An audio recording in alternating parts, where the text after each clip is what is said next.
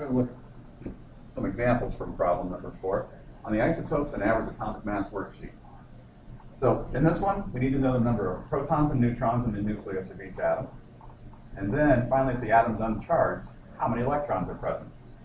So in part A, what we have is plutonium 244.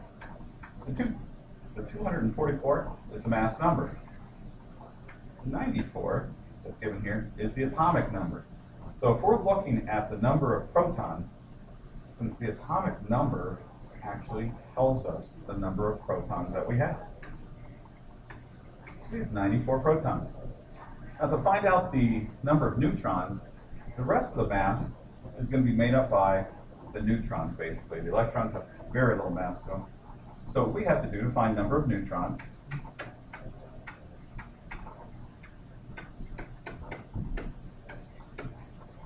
that's going to be equal to the mass number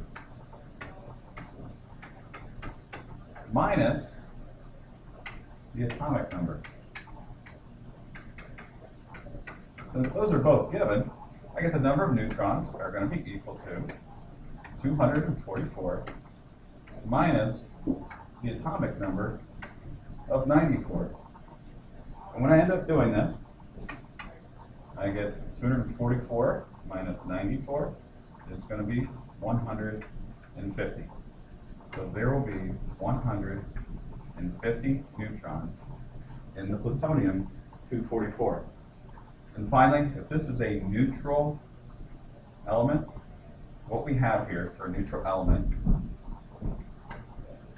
so for neutral, okay, we get number of electrons equals number of protons. So in every single case that you're going to have in this problem, your number of electrons, since everything's neutral, has to be equal to the number of protons. Now, for American, this is American 241,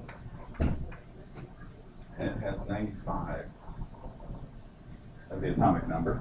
So the number of protons here is going to be 95. Now let's jump straight to the electrons. If this is a neutral element, this also has to be 95.